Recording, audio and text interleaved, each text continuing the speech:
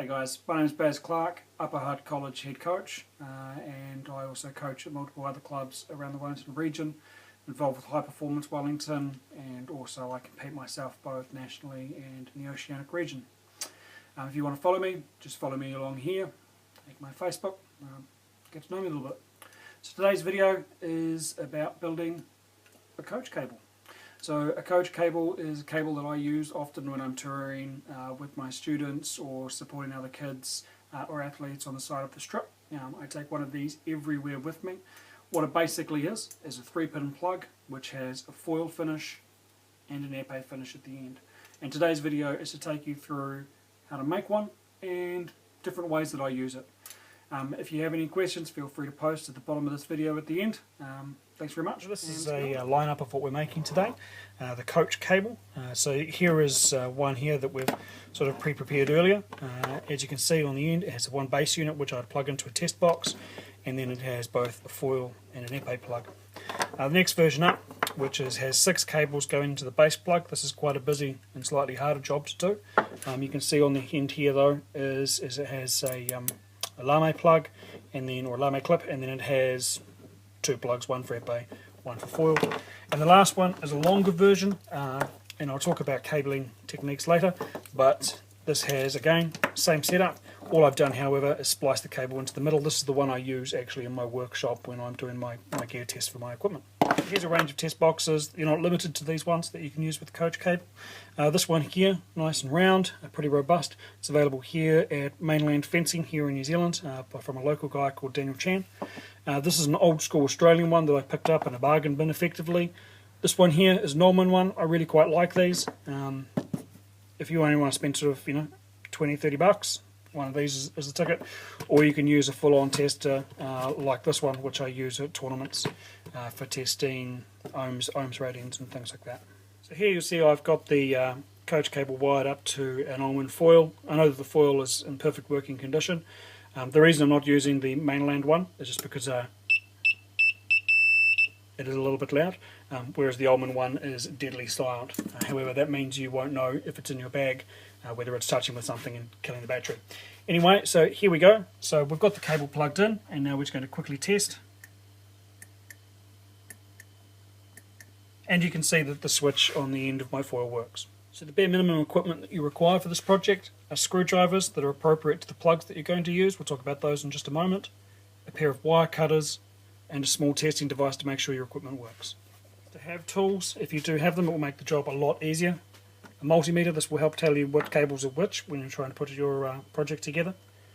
A Dremel and safety glasses. Safety glasses are a must. This is for expanding the space out inside of the base plug. Files, if you don't have a Dremel, they're also useful. A container or a magnet for holding all your screws and spare parts. Tape, this is used in the finishing stage. If you don't have 4 hands or you don't have a friend, then perhaps vice grips. Vice grips can be quite helpful. You get to see how I use those shortly. So the parts you'll need for this project with regards to cables and stuff, what you can do is if your child or yourself have an old body wire around that's pretty much beyond its life cycle, what you can do is recycle that body wire, taking the good parts out using the cables. You shouldn't need to buy anything. You should be able to salvage it from around the club, fencing bags, or so on and so forth. You need 2 3 plugs. Okay, so we've got a range here. We've got Chinese ones, we've got a French one, but these ones here, they have a rubber insert that you can pull the part in and out of.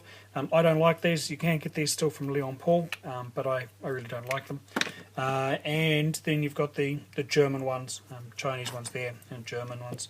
So the German ones are quite good. The plastic is quite robust, and you can take a Dremel or a file to it. Here's one that I've Dremeled earlier. You can really see that, but we'll go through that in a moment. And you'll need 1 2-pin plug. So just to quickly recap, you'll need a 2-pin plug, and you'll need 2 3 plugs. Everything else you won't need, and obviously you'll require the pins, etc. The other thing you'll need is 5 to 6 cables that are 300mm or 12 inches in length. With these, what you can often do is when you are upcycling your old body wire, you can simply cut them off at the appropriate length. So here's a crocodile clip that I've cut off roughly to length, and then I've got 5 others of these for the foil and the épée. So let's move on to the construction. Pro tip number 1. German over Chinese tips any day. So the German ones have a screw in the side, which makes putting the cables into these easier and putting them into the base unit easier. The Chinese ones, they tend to screw in from the bottom, so you put your cables on the side, which makes it very, very difficult later to get 6 cables out of a base unit. In this construction segment, all I need to do is I need to go through all 5 wires. What I need to do is just quickly take the end off. I sort of take around about 10 mil or 1 centimetre off, just off the end there. And then, as you can see there, it's a nice bare wire, maybe not, it's a nice bare wire. And then what I'll do is I'll go through all 5, and what I'll do is I will build them up. So obviously I will build a foil and an épée end, obviously by popping the wire into one of these ends and then just screwing it back shut. So we'll move to the next section. So just here I'm just quickly putting together the plug. So what I've done is I've built a foil plug, and now I'm just building the épée end of the plug. If you're salvaging them, this part's probably already done for you. It's just a matter of chopping and splicing the end, but we're assuming you're taking this from scratch. So put these all back into the housing, close it up, and then move to the next stage. Pro tip number 2, only put 1 screw in when you put these together, because if you have to rewire these, it's easier to do at this end than it is at the fat end once you put the fat end together. So one of the next things we're going to do is we're going to Dremel out the inside of in here. The reason we do this is we are trying to stick 5 cables inside of one of these, and that gets very, very difficult, especially down these dual channels in here. Now these have 2 lines. One is a single channel and one's a double channel. So you have the 2 pins that are closest, they take up a single channel and one of the doubles, and then you have the lonely brother on the far left. He takes up his own. So what we're going to do is quickly Dremel these.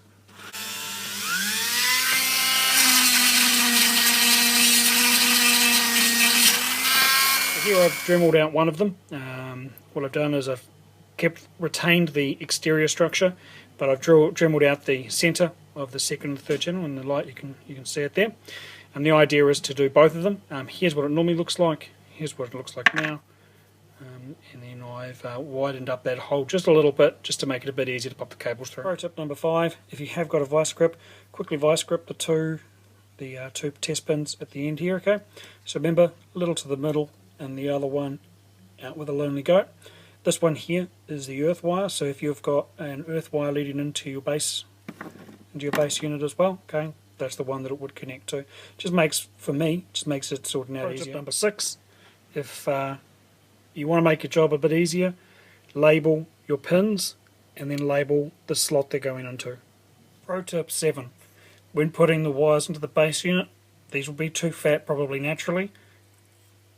Splice them out so you've only got half the material. Take a pair of side cutters to them, splice them together. Now they should fit. So the coach cable is all together now. As you can see, I've only left 1 screw in each part, and that's just to very quickly fix anything that might be wrong. So now what we're going to do, we're going to pop it on this, and we're going to bring foil and an épée in, and we're going to test them both. So as you can see here, I've plugged it into the foil. Just keep the épée on off for now. I'm just going to give it a quick test. That's pretty good. Alright, let's have a look at the épée and see if that attached it into the épée here. I've unplugged it from the foil, and give it a quick test. As you can see, working as designed. So now we have the finished product. We have a base wire, there's 5 wires going into it. We have an épée. I've tagged it red, so if I'm feeling a little blurry in the morning, I know which one is the épée. And then black for foil. The only thing that I've noted is I have not put a clip on. I do have spare clips. I just don't do it because all I'm doing is just testing quite repeatedly, and I don't want to be sitting there pushing that down. This is just to make my job easier, not to make my job harder. So there we go. So that's the coach cable in all its glory. It's useful for parents, coaches, and athletes themselves. Means you don't have to, as a coach or a parent or whatever, you don't have to carry around 2 body wires and everything. If you're supporting a couple of kids at an event and they're split up across events, and as a coach, same deal. Often you're dealing with men and women doing different events at the same time. One of these, quick coach box, maybe some gauges in your pocket. You're away. You can quickly assess what's wrong and send someone else off to fix and say, hey, get this done. At a lot of competitions they do have armourers.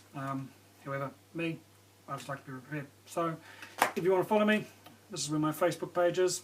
And yeah, have a happy new year, and whenever I make something new, I'll post. Have a good year.